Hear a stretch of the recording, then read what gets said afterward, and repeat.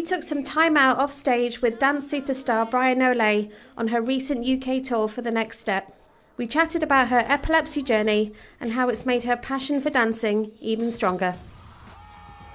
Dance has been, since I can remember, like the biggest part of my life really. Even like school, I started homeschooling when I was like in grade 11, but before that, I only went to high school like half a day. I would leave at 12 at lunch, do one course online, and then I would go to dance. So literally dance is my life from like 2 p.m. till 10 every night, go to school and then do the same thing. And on weekends, it was like 9 to 9. I had like 12-hour days at the studio, and I love them. I lived for those days. I'm very competitive, like in the best way, I would say. I'm not like me, but very like competitive for myself.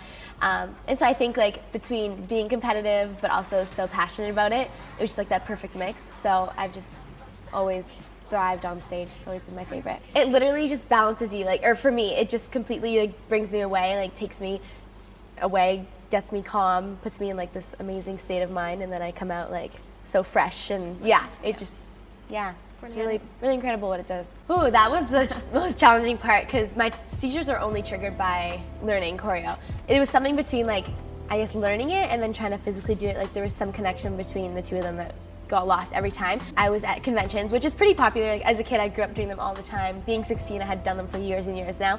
And I never had experienced anything like it. It wasn't a seizure yet. I was learning choreo from choreographers super fast because you only have like an hour with them in a large group of people, a bunch of studios. I would do the choreo, and in the middle of doing it, I would kind of like, it's kind of like a blank out, but like I wouldn't see black. I would just kind of like jerk, like trip for a second. Like everything would just kind of like go away, I guess. Yeah, I don't know, it's hard to explain what it was, but I kept having those, and I was like, I would laugh it off. I was like, I don't know what's happening. I was like, okay, so I'm just gonna keep going, and I would get back into it, but I knew something was weird, but I didn't think anything of it. I was like, maybe I'm just not learning choreo properly these days. And he's like, my teachers would even get mad at me. They're like, what are you doing? Like, you're not even focused enough to learn the choreo, because I'm so used to doing it like super fast. Anyways, it kept happening a little bit more often, but nothing really came from it. So I never really thought anything of it. And then I remember I was filming the next step actually. I was filming a season, and then after set, I went back to my home studio to take a hip hop class. And I had gotten the kind of like blank outs that I was getting per usual. And then we went into groups to do the combo. I just remember like having one of them, and then it's like my mind went into like a blur, I guess. Like I could still see and talk and hear, but like it was like a fuzz. Like my mind was like in a fuzz, and my right hand started to shake, and it always is. Every time I have one, my right hand shakes, and I always reach out to the left corner. The first time I like was standing because I didn't know what was happening, and then I like just tip over, and I was like passed out before I even hit the floor. Now like I know to get to my knees, and I can like say stuff before I have like 10 seconds, no, not even 5 seconds. And then that was the first one that happened. So my sister was in the room, like everyone was kind of freaking out. They got everyone out. I went to the hospital. I was still under 18. I did all the tests, EEGs, all that stuff. Everything came back clear. So I was like, okay, so I was either like, maybe it's a concussion, maybe it could have been anything. For me being dropped on my head so many times like a dancer with partners, like I'm like, honestly, it could be a concussion. I never passed out also. I'd never been unconscious in my life. So it was really trippy for me. I was like, I've never even fainted. So I woke up, and my dance teacher was there, and I was like, did I just like faint? And they were like, no, it was a seizure. And I was like, what? So I was just confused. And then every time I learned choreo, I kept having them. So I never had a seizure besides being in a dance studio. I think it was more frustrating for me because I love to always like push through things. I'm not one to like let it settle. I think it was also frustrating to see how much of a toll it took on my family, especially my mom. Like she's really, like we're really, my whole family's really close, but like especially my mom, like she didn't know what to do, she'd never seen one. So she was just kind of confused as to why they kept happening. And they just wanted me to stop. They're like, you need to stop till we figure it out. And I was the one that was like, no, I'm not, I'm just gonna keep going. I'll take it at my own pace. I thought it was something that I could control eventually, because they were like, if it's not epilepsy, then maybe it's some sort of like anxiety that like you have to get over whenever it's in a dance studio, because that was the only place it's happening. So that's what they kind of thought. So I saw a psychologist to try and like find ways that when I'm like feeling stressed or anxious like in a dance class, to calm myself, to hopefully then like stop myself from going into the seizures, which didn't make sense to me. There was something still that was off, because I was like, I'm not one to get stressed, like let alone stressed enough to have a seizure. I was like, it's not like me. I don't know, it just didn't feel right. So anyways, I trusted them though, because I was like, I have no other options. Like I've seen this a lot of people. So I was just trying to stay hopeful for it. I kept going to dance classes, and they kept happening, and they slowly started to get worse. And if I was doing schoolwork and I was writing really fast or like typing something really fast, I started to get like, not the seizures, but like the blankouts that I started to get before the seizure started originally. I guess I kept seeing more neurologists. My dad works with a concussion specialist, so I went to him. He gave me an EEG test. That was like a regular like 3-hour one, I think, or like with the lights. They just like test you in the room. He was like, there's nothing really big here, but let's keep looking into it. So I wore an EEG home for 3 days so he could test my brain waves at home, and then that's when they found it.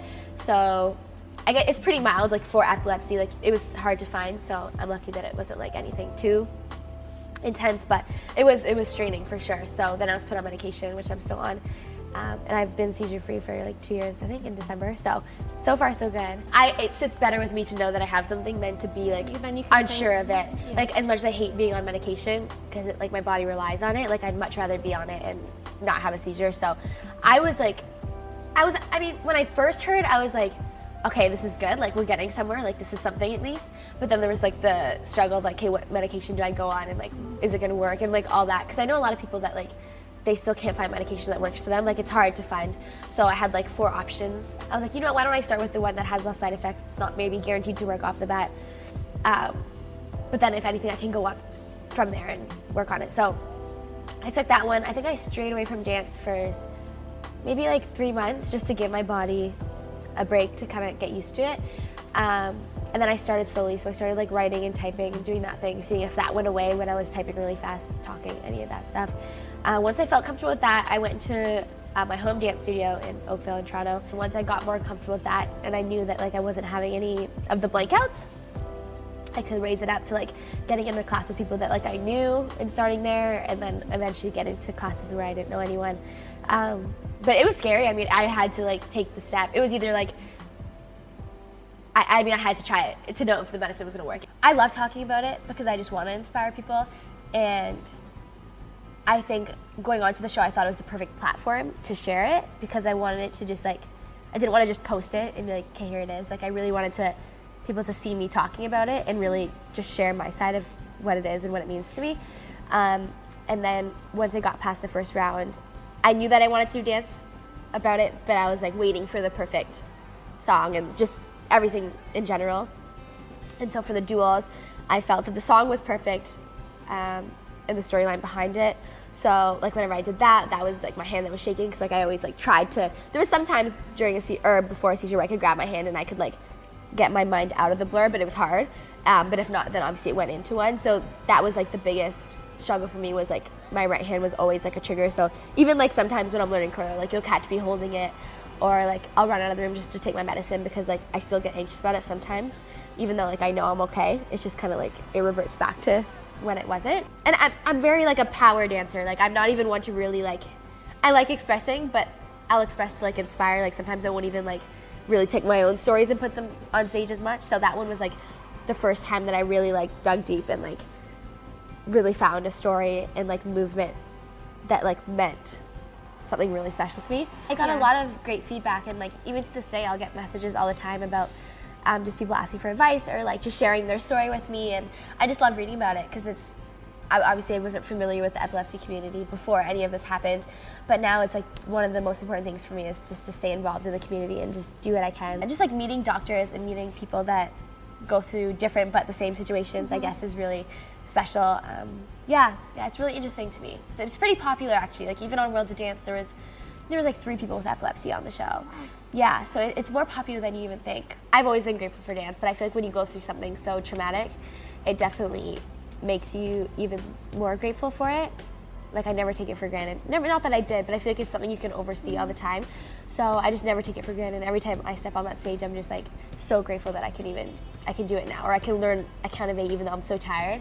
Maybe it's just like I can learn it, and that's all that means to me. So I don't complain. I'm like, I can do it. That's all I could ever ask for, and that's all I wanted to ever ask for when I was going through it. So Jordan Clark, who plays Giselle on the next step, she's like my mom, my dance mom. She was there for, I think she was there for like 6 months these years. She was there for quite a bit of them, and she just like knew exactly what to do. She always like calmed me down. Like she just knew when I woke up she was always there, and all of them were super helpful. Like there was one seizure I had where it was right after lunch. I had gum in my mouth, so like Isaac, who I've grown up with, he like tried to stick his hands in my mouth to get the gum out. Like literally, like I literally almost bit his finger off, but like he got it out. Like they've just been so, yeah, I couldn't even say thank you enough, like what they've done for me. Miles only saw my last one. It was really crazy. He's obviously been dancing with me for so long.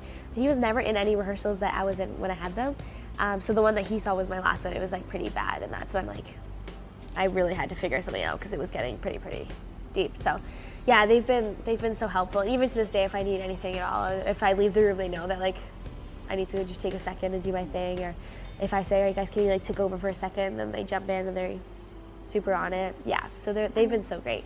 So beautiful and loyal. They've been loyal to our show for like 7 years since it started. So yeah, we're so lucky. It's been great. I think we're similar in the way that we're super like focused and like determined. I said both of us, like when we have our eye on something, like our focus is like there. Like we will not stop until we do whatever we gotta do. Her balance is a little different than mine. Like I like to be well balanced in all areas, like my family, my friends, and my career and all that stuff. Rochelle's like career first, like all the time, no matter what. So I would say we differentiate in that sense, but I mean, she's a little snobbier. Like she has an attitude to her, which is fun to play, but I feel like it's not like me necessarily. If you're finding out, or you found out, or you're maybe searching for answers to find out, I would just say, obviously your health is first, so stay safe. If you know what is triggering it, be cautious of that. And in my case scenario, it was hard because I wanted to dance all the time, but like I said, taking a step back for a second is only going to drive you forward more than taking 5 steps back. So if it's something that you need to take a second on, take a second, but know that it's not impossible to come back from. Some people are like, oh, maybe you won't dance again. I'm like, just wait. I will. Anything's possible. But take care of yourself, because seizures are difficult. My biggest fear is I can't even think about anymore. I try not to think about it. I mean, it's always with me. Epilepsy is a part of me, but I try not to let it like affect my everyday. If I'm in a dance class, I'm gonna try and enjoy and live in the moment and know that I can do this and enjoy doing that instead of thinking about the memories of me being on the floor having a seizure, because I gotta live in the moment, and I'm just grateful that I can do it now. So I would say the past is the past and you can't change it, but you can live in the moment. And so if you can do that specific thing that you couldn't do when you were having seizures, then enjoy it. Yeah. Emotional.